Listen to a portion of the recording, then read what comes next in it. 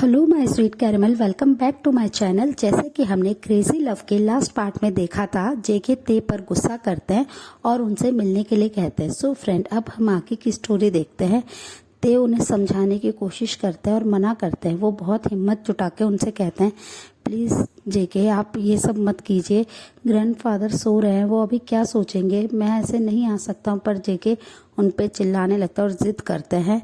तो ते उनसे कहते हैं, प्लीज़ कुकी आप मेरी बात समझिए, मैं अभी नहीं आ सकता हूँ, मैं कल ही आपसे मिलूँगा।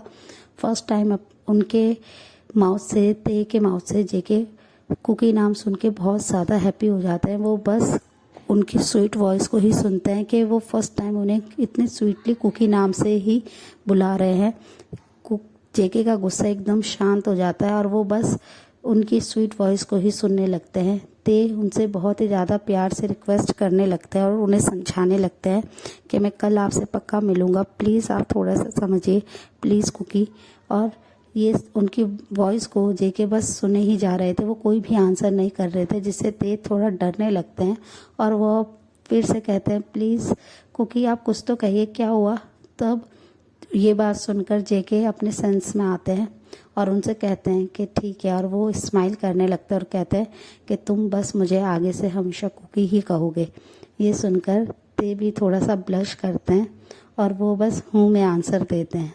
और ते और जेके पूरी रात बस ऐसे ही जेके उनसे बात कर रहे होते हैं। ते को बहुत ज़्यादा नींद आती है, पर जेके बिल्कुल भी फ़ोन रखने के लिए रेडी नहीं होते हैं। वो उनसे कंटिन्यूसली बातें करते हैं और फिर जब वो नोटिस करते हैं कि ऑलमोस्ट 2 आवर्स के बाद ते सो गए, वो किसी भी बात का आंसर नहीं कर रहे हैं, तो जेके स्माइल करते हैं और कहते हैं कि बेबी बॉय तुम बहुत ही ज़्यादा क्यूट हो, बहुत ही ज़्यादा प्यारे हो। और वो ये कहकर स्माइल करते हुए फ़ोन को कट कर देते हैं और ते पीसफुली सो जाते हैं और जेके भी कुछ ही देर में सो जाते हैं। नेक्स्ट डे मॉर्निंग में ते बहुत ज़्यादा डरे हुए होते हैं कि उन्होंने कहीं सोने की वजह से उन्हें बिना बताए वो सो गए थे, कहीं जेके गुस्सा ना हो जाए और उन पे शाउट ना करें, उन्हें फिर से हार्डली पनिश ना करें। ये सब सोचकर ते बहुत ज़्यादा डर रहे थे, नर्वस थे। फिर वो जल्दी से रेडी होते हैं अपने कॉलेज के लिए और वो अपने हाउस वर्क को कंप्लीट करते हैं सारे। और वो फिर थोड़ी देर बाद ही वो अपने जैसे ही घर से बाहर आते हैं, वो देखते हैं कि वहाँ पे आज भी जेके उनका वेट कर रहे थे। इसे देखकर ते थोड़ा सा स्माइल करते हैं, बट वो थोड़ा डर भी रहे थे। वो अपने शेकिंग लेग से उनके कार की तरफ जाते हैं और वो जैसे उनके पास पहुँचते हैं, कार का डोर ओपन होता है। ते कुछ नहीं बोलता और वो साइलेंटली बस कार में जाके बैठ जाते हैं। वो थोड़ा नर्वस दिखाई दे रहे थे। जेके से देख के स्माइल करते हैं और उनसे कहते हैं कि तुम पीसफुली सो तो गए थे ना। उनकी इतनी स्वीट वॉइस सुन के, उनके लिए केयर सुन के ते बस शॉकिंगली उनकी तरफ देखते हैं। वो देखते हैं कि जेके के फेस पे एक बिग सी स्माइल है। वो उन्होंने फर्स्ट टाइम उनकी स्माइल को देखा था, जिसे देखकर ते एकदम शॉकिंग आइज से उनकी तरफ देखने लगते हैं और वो फिर मुंह में आंसर देते हैं। जेके पूरे टाइम बस स्माइल कर रहे थे। उन्हें ते से बात करते हुए रात को बहुत ज़्यादा अच्छा फील हुआ था। और फिर थोड़ी देर बाद वो जैसे ही उनके कॉलेज के पास आते हैं, वो ते के एल्बो को टाइटली होल्ड करते हैं। जैसे ही ते निकलने वाले होते हैं कार से बाहर, वो उनसे अपनी रूड वॉइस में और बहुत ही ज़्यादा अपनी रेड आई से देखते हुए उनसे कहते हैं कि तुम किसी जिमिन से नहीं मिलोगे, कोई तुम्हारा बेस्ट फ्रेंड नहीं होना चाहिए, जो कुछ हूँ अब से मैं ही तुम्हारा होना चाहिए और तुम किसी के क्लोज नहीं जा सकते हो। ये सुनकर ते बस उनकी तरफ देखते हैं और वो अपनी बहुत ही शेकिंग वॉइस में कहते हैं, जिमिन मेरा बेस्ट फ्रेंड है, वो मेरा सोलमेट है, आप ऐसा क्यों कह रहे हैं, वो आप जैसा सोच रहे हो वैसा कुछ भी नहीं है, वो बहुत ज़्यादा क्यूट है। और ये कहकर वो एक स्माइल सी करते हैं, पर जेके उनकी तरफ देख के गुस्से में देखते हुए कहते हैं कि मैंने कहा ना, तुम किसी से बात नहीं करोगे, तुम किसी के क्लोज नहीं जाओगे और मैं नहीं चाहता हूँ कि तुम मेरी किसी भी बात को डिसओबे करो। और वो ये कहकर उनकी तरफ देखने लगते हैं। ते बस अपने हेड को नीचे करते हैं और यस में अपने हेड को नोट करते हैं। फिर वो कार से बाहर आ जाते हैं और वो जैसे ही अंदर जाने वाले होते हैं, वो देखते हैं कि जिमिन ऑलरेडी गेट पे उनका वेट कर रहा है और जिमिन काफ़ी ज़्यादा स्माइल कर रहे हैं उन्हें देख के, जिसे देख कर ते थोड़े से कंफ्यूज होते हैं, नर्वस होते हैं और वो देख रहे होते हैं बार बार कि जेके गए या नहीं गए वहाँ से। पर जेके बस उनकी तरफ ही देख रहे थे, उन्हें जाते हुए देख रहे थे, अपनी आइज से फॉलो कर रहे थे उन्हें। और ते बहुत ज़्यादा डर रहे थे कि अगर जिमिन उनके पास आ गया और उसने उन्हें टाइटली हग करा तो जेके क्या करेंगे, जेके उन्हें हार्डली पनिश करेंगे।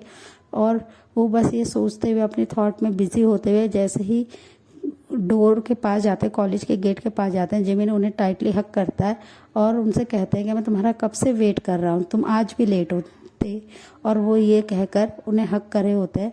ते बस एकदम स्टैचू की तरह खड़े होते हैं और ये सब कार से जेके देख रहे थे। उन्हें बहुत ज़्यादा ते पर गुस्सा आ रहा था कि वो इस समय जाके ते को एक हार्डली स्लैप करना चाहते हैं। वो बहुत ज़्यादा गुस्से में थे। वो टाइटली अपने हैंड को मुट्ठी कर लेते और स्टीयरिंग पे हिट करते हैं और ते बस एकदम साइलेंट खड़े थे। उन्हें बहुत ज़्यादा डर लग रहा था कि अगर जेके ने ये सब देख लिया है तो क्या होगा उनके साथ। और वो बस कैसे न कैसे करके जिमिन से अलग होते हैं और उनसे कहते हैं, जिमिन प्लीज़ यहाँ पे हक करना बंद करो, हम गेट पर हैं कॉलेज के, चलो क्लासरूम में चलते हैं। और वो ये कहकर उसके हैंड को होल्ड करते हैं और जिमिन के साथ कॉलेज के अंदर चल जाते हैं। ये सब कार में बैठकर जेके देख रहे थे और उन्हें बहुत ज़्यादा गुस्सा आ रहा था। वो बिल्कुल गुस्से में क्रेजी हो रहे थे, उन्हें ते पे गुस्सा आ रहा था। और वो गुस्से में कहते हैं, बेब बॉय तुमने मेरी बात को डिसोवे कैसे किया है? मैंने जब तुम्हें बोला है तुम किसी के क्लोज नहीं जा सकते हो, कोई तुम्हारे क्लोज नहीं आ सकता, तुम किसी से बात नहीं कर सकते हो, तुम्हारी हिम्मत कैसे हुई उस बॉय के हैंड को होल्ड करके जाने की? मेरे को लगता है अब तुम्हें एक रियल डेविल पर्सन को देखना होगा। और ये कहकर वो स्मक करते हैं और कहते हैं कि तुम अब रेडी हो जाओ पनिशमेंट के लिए बेब बॉय। और वो ये कहकर गुस्से में अपनी कार को बहुत ही फास्टली ड्राइव करने लगते हैं और वो कुछ ही देर के बाद ऑलमोस्ट 45 मिनट्स के बाद अपने कंपनी में आ जाते हैं। वो बहुत ज़्यादा गुस्से में होते हैं। शुगा उनके पास आते हैं और उनसे कहते हैं, जेके आज तुम्हारी एक इम्पॉर्टेंट मीटिंग है। पर वो इतने ज़्यादा गुस्से में होते हैं, शुगा उन्हें देख के थोड़ा सा डर जाते हैं कि जेके का फेस एकदम गुस्से के मारे रेड हो रखा है और वो बहुत ज़्यादा एंग्री दिखाई दे रहे हैं। वो जल्दी से उनके पास जाते हैं और उनसे कहते हैं, जेके क्या हुआ, तुम आज बहुत ज़्यादा गुस्से में हो? जेके गुस्से में अपने टेबल पे अपने हैंड को हिट करते हैं और उनके जितने भी डेस्क पे जो भी सामान रखा था उसे फेंकने लगते हैं, पूरे रूम को डिस्ट्रॉय कर देते हैं। शुगा उन्हें संभालते हैं और उन्हें रोकते हुए कहते हैं कि जेके क्या हुआ, तुम ऐसे क्यों क्रेजी की तरह बिहेव कर रहे हो, क्या हो गया? पर जेके गुस्से में चिल्लाते बोलते हैं कि उसकी हिम्मत कैसे हुई मेरे बे बॉय को हक करने की, उसके करीब आने की। वो कैसे किसी और के पास जा सकता है? जब मैंने उसे मना करा तो वो कैसे किसी और के हैंड को होल्ड कर सकता है, उसे हक कर सकता है? उस पर सिर्फ और सिर्फ मेरा हक है, जियोन जंगकुक का हक है। और वो ये कहकर गुस्से में और भी ज़्यादा क्रेजी होने लगते हैं।